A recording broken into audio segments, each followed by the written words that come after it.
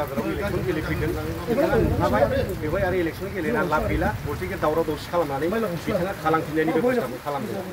आं दिनै खावलायगोन बिथांमोना बेबादि हाबाफारिनिफ्राय गोजानाव थानांगौ खिन्थु जों रागा जोंनांगौबा बेवहाय खिन्थु परिबेसा मोजां जानाय नङा जों दिनै आगोलनिफ्रायनो खावलायबाय थादों फेरेंगा बिथांमोन जे बिथांमोननि खुगानिफ्राय मा हिंसानिल' बाथ्रा ओंखारबाय थायो हाग्रामा सरकार जायोबा दावराव जागोन मानो बुंदों आरो नोंसोर सान्थि मथे इलेक्सन गेल' सोरनिबा अफिसखौ मानो बुख्रुबनांगौ मानो जोंनि फ्लेगफोरखौ सावनांगौ मानो बेफोरबायदि गाज्रि गाज्रि घटनाफोरखौ मावनांगौ नोंथांमोना रायजोफोरजों अनसायजाला बिनि स्टेपखौ दिनै बिपिएफ इउडुखौ दिनै खालामफैबाय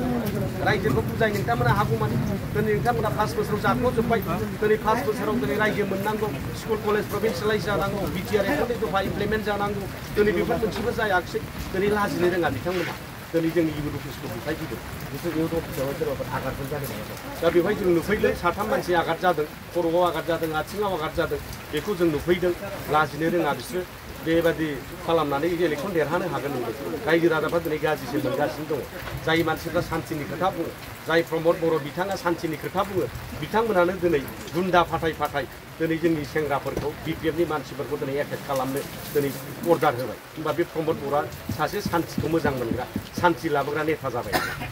दा बिथाङा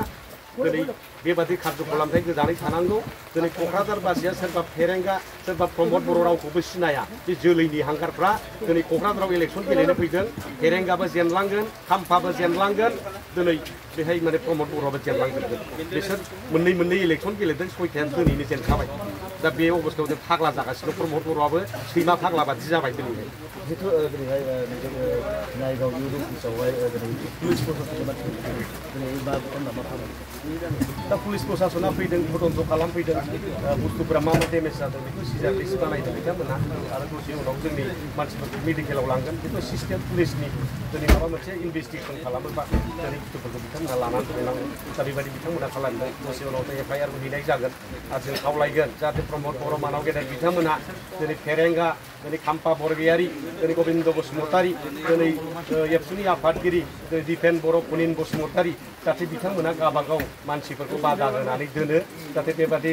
गाज्रि खामानियाव जाहाथे लिप्त जाया जड़ित जाया जाहाथे बिथांमोना बुजायना होयो नङाब्ला जों जुदि रागा जोंनांगौबा खिन्थु परिबेसा मोजां जानाय नङा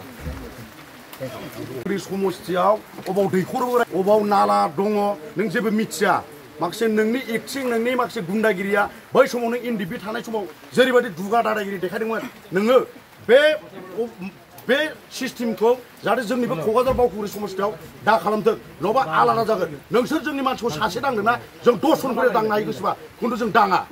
बेखौ साबधान नोंथांनि माखासे गुन्डागिरिखौ जों सिनाय गैया सिनायजोबो जोङो नोंथाङा साबधान खालाम आरो नोङो जोंनि बावखुंग्रि समस्थियाव इलेक्सन गेलेनो फैदों नोंथाङा बेयावबो जेनगोन आरो निसिनाव गेलेगोन बेयावबो जेनगोन खबरदार नोंनि दादागिरिया नोंनि राजनिति भेलुआ एबार जोब्बाय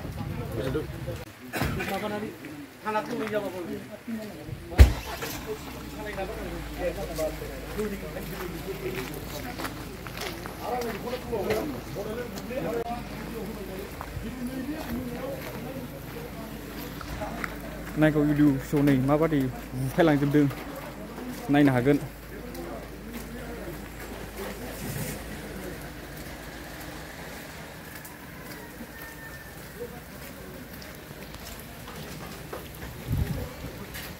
सय सातजनसो नांदों आरो नांनाया जोंनावसो बिदियाव बांसिन जाबायना मानसिया जों नांनाया ओमफ्राय जों साइड लाना थाबाय ओमफ्राय जोंखौ बुदों आथिं आखाइ खर'आव बुदोंमोन खर'ना आथिङाव नांदों नोंथांमोननि गारिया फैखाबोनो जोंनि गारिया गंथाम बुख्रुबलांनाया बाइक दङ स्कुटि दङ जोंनि गारिखौ बुख्रुबलांजोबदों बिसोर दिनै फेरेंगा बसुमतारी मा खालामदों फेरेंगा बसुमतारीखौ आं जेबो मोजां मोना बेथ' सासे सिखाव फिग्रा गुन्दासो बे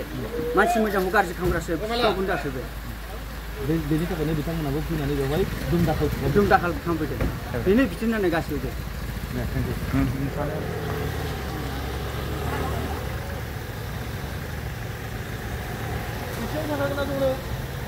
इउ